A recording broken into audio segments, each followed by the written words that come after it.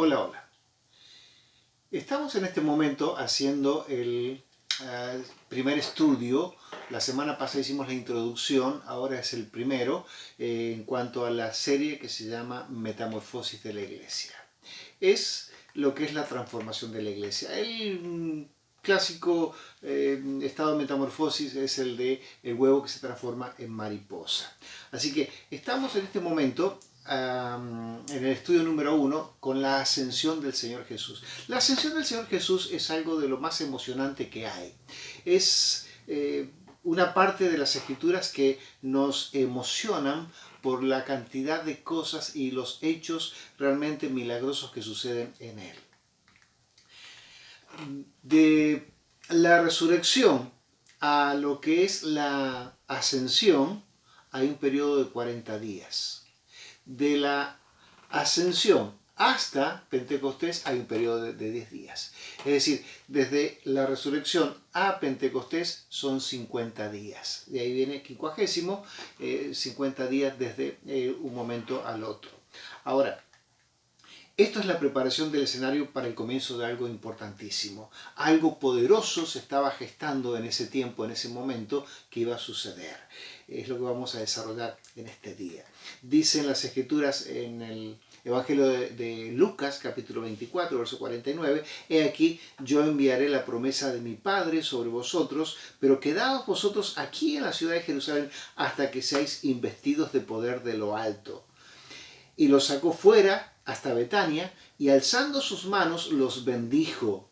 Y aconteció que bendiciéndolos se separó de ellos, y fue llevado arriba al cielo. Ellos, después de haberla adorado, volvieron a Jerusalén con gran gozo. Y estaban siempre en el templo, alabando y bendiciendo a Dios. Amén. El Evangelio de Mateo, capítulo 28, versos 16 al 20, nos dice: pero los 11 discípulos se fueron a Galilea, al monte donde Jesús les había ordenado, y cuando le vieron, le adoraron. Pero algunos dudaban. Pero algunos de ellos estaban dudando.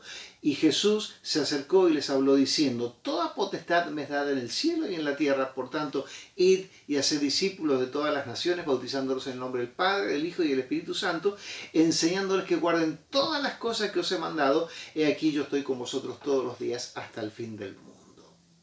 El libro de los Hechos, en el capítulo 1, del verso 9 al 11, también nos describe lo que es la ascensión. Dice: y habiendo dicho estas cosas, viéndolo ellos, fue alzado y le recibió una nube y le ocultó de sus ojos. Y estando ellos con los ojos puestos en el cielo, entre tanto que se iba, he aquí se pusieron junto a ellos dos varones con vestiduras blancas, los cuales también le dijeron: varones galileos, ¿por qué estáis mirando al cielo? Este mismo Jesús, que ha sido tomado de vosotros al cielo, así vendrá como le habéis visto ir al cielo. Y esta es promesa de lo que es la segunda venida del Señor Jesús, cuando va a tener un encuentro con la iglesia en el aire. Vamos a hacer una comparación entre Elías y Eliseo y lo que es el Señor Jesús y la iglesia. Elías era el prototipo de Cristo. Predice la sequía, una sequía larga de 3 años, profetizó en la época de Acab y Jezabel, le tocó bailar con la más fea. Jezabel era una mujer tremenda, era la más mala que podemos ver dentro de lo que es este escenario. Fue alimentado milagrosamente por cuervos en un momento, y después fue alimentado por la viuda de Sarepta. Huye de Jezabel durante 40 días completos. Un ángel le da de comer, el ángel mismo lo fortalece, y ahí es cuando siente el silbo apacible de Dios. La paz de Dios llega a su corazón y él tiene la tranquilidad que necesitaba en ese momento. Es Elías el tisbita de la ciudad de Tisbe. Ahora, llega a Oreb, que es el monte de Dios, y ahí es cuando recibe una triple orden de parte de nuestro Dios. Unge a Hazael como rey de Siria, unge a Jehú como rey de Israel, y Eliseo como su sucesor. Ahora, Eliseo es el prototipo de la iglesia. Y vamos a ver un poquito los milagros que estaban sucediendo. Separa las aguas del Jordán, purifica las aguas de Jericó con sal, llena las vasijas de aceite en la casa de la viuda que estaba en una situación muy pobre, resucita al hijo de la Sulamita, neutraliza el veneno del potaje con harina, manda a pedir harina para ponerle y de esta forma neutraliza ese alimento, multiplica el pan para que coman 100 personas, cura la lepra de Naamán el sirio, castiga con lepra a Giesi, que era su siervo, por haber hecho algo que no debía hacer, quererse aprovechar de una situación en la que ni siquiera quiso sacar una ventaja el mismo Eliseo. Hace flotar el hacha, era una hacha prestada, y esto es algo importante porque lo vemos como algo insignificante, pero era el arma que tenían, la herramienta que tenían para poder talar los árboles, y era como hoy tener una máquina taladora de árboles. Ora por su siervo para que vea el ejército celestial, y por otro lado hiere con ceguera temporal al ejército de Siria en un momento determinado. Es tan grande el poder de Dios sobre su vida que cuando había unas bandas que venían, llevaban un cadáver, un muerto, y lo escondieron, lo tiraron en la tumba de Eliseo, y el cuerpo resucita. Esto es algo tremendo, es algo que nos cuesta hasta creerlo, pero Dios tiene el poder hasta en la muerte también. Hay una anécdota que vi una foto hace muy poco tiempo de la tumba de William Seymour. William Seymour fue el principal orador de lo que fue Azusa Street, el avivamiento grande que hubo en 1906 en California, en Los Ángeles.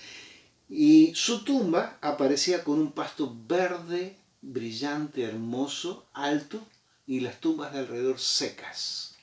Esto nos habla del poder de Dios aún después de la vida.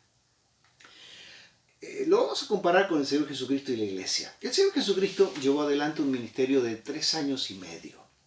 En él hubo enseñanzas y él usó un método fabuloso que es el método de parábolas. Él nos dio el Sermón del Monte, que es una de las joyas literarias más grandes que encontramos en las Escrituras. Hubo sanidades, muchas sanidades, hubo milagros diversos. Por ejemplo, alimentó a 5.000 personas con unos panes, 2 peces. Ofreció el descanso para el alma sedienta, consoló a quien estaba dolido, ejemplificó y enseñó a vivir con su propia vida. La resurrección entre los muertos es algo milagroso. La ascensión fue algo espectacular. Por lo tanto, esto nos habla del poder que había en la vida de nuestro Señor Jesucristo. La ascensión se realiza en Betania. Betania estaba distante 5 kilómetros de Jerusalén. Es una distancia relativamente cortita. La ascensión, por ejemplo, comparándolo con Elías y Eliseo, Elías dijo: si me viereis cuando fuere tomado, recibirás doble porción.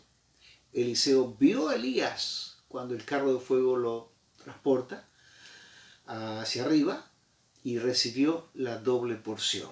Ahora, la iglesia vio al Señor Jesús ser levantado, y la iglesia del Señor Jesucristo recibe el poder para poder testificar en medio de un mundo en el cual nos toca. Dice en las Escrituras, en Juan capítulo 14, verso 12, el mismo Señor Jesucristo: de cierto os digo, que el que en mí cree, las obras que yo hago, él las hará también, y aún mayores hará, porque yo voy al Padre. Esto es lo que el Señor Jesús nos dijo a nosotros como iglesia. Fue alzado y le recibió una nube, le ocultó de los ojos, y también, así como le ocultó de los ojos, así vendrá para buscar a su iglesia en su segunda venida. La metamorfosis o el proceso de metamorfosis que estamos exponiendo en este momento nos habla de ciertos elementos. Por ejemplo, el huevo. Hay una promesa, la promesa de un Salvador. Y aquí es cuando uno se emociona tanto, porque 850 años antes el profeta Isaías, él anuncia la llegada del Salvador. Era algo especial que iba a pasar, y el ministerio del Señor Jesús fue algo espectacular. Él tuvo 3 años y medio con los suyos y él pudo llevar adelante algo que fue que marcó la vida de todos sus seguidores. Es como un huevo. Si el huevo se rompe por una fuerza exterior, se acaba la vida. Pero si el huevo se rompe por la fuerza interior, comienza la vida. Es como la semillita que tiramos. La semillita que tiramos a la tierra tiene que morir para poder ser levantada. Y de esta forma, el Señor Jesús tiene un ministerio realmente relevante, que Él recibe las órdenes de su Padre Celestial y Él va llevando adelante parte por parte, y lo vemos relatado en los Evangelios. La larva es la preparación interna que el Señor hizo con los suyos, con sus apóstoles como con los discípulos en general. Él les enseñó a vivir, Él estuvo en todos los detalles, Él les daba las enseñanzas que ellos estaban necesitando para poder llevar adelante el ministerio que les había sido encomendado. La pupa o el bicho canasto donde se esconde el gusanito por un tiempo es el tiempo de la resurrección hasta Pentecostés, esperando lo prometido. El Señor Jesús, después de la resurrección, Él se le iba apareciendo a ciertas personas claves en el ministerio poderoso de lo que iba a ser la iglesia. Por lo tanto, el Señor Jesús tenía un tiempo determinado en el cual Él iba a ser escondido, porque después vendría lo que es la mariposa. La mariposa vendría en el capítulo 2 del libro de los Hechos, cuando vemos que la iglesia es investida de poder, y dice Hechos 1:8: pero recibiréis poder cuando haya venido sobre vosotros el Espíritu Santo, y me seréis testigos en Jerusalén, Judea, Samaria y hasta lo último de la tierra. Y la iglesia es investida de poder en ese momento, en el capítulo 2, que lo vamos a ver la próxima vez. Y aquí es cuando nosotros nos quedamos en algo que es muy importante. La iglesia del Señor Jesucristo en muchos momentos ha tenido momentos de gloria, como momentos en los cuales se ha quedado dormida. La iglesia del Señor Jesucristo en muchos momentos ha sido más una institución que ha enseñado psicología que palabra de Dios. Ha sido una iglesia que ha enseñado a que la persona aprenda a autosuperarse, que lo que es el poder de Dios en la vida de la persona. Hay muchas cosas que se han ido entrelazando y se ha mezclado mucho secularismo dentro de lo que es la iglesia. Pero la iglesia del Señor tiene que ser investida de poder para que tenga la función que tiene que llevar adelante. Es como si yo me comprara un traje de general, me pongo un traje de general, eso no me hace general. General es cuando uno es investido del poder, cuando uno le dan el poder de general. Uno puede tener un traje de general, pero no ser general, solamente me sirve para un desfile de disfraces. Pero cuando la iglesia del Señor Jesucristo es investida de poder, las cosas cambian. Ahí vemos al general completo, al traje, con la persona investida del poder de lo alto. Dios te bendiga mucho y que podamos aprender de ello en lo que estamos exponiendo. La iglesia es como la mariposa, tiene que volar. Y ahí en el libro de los Hechos lo vemos, pero clarito, para llegar hasta el día de hoy.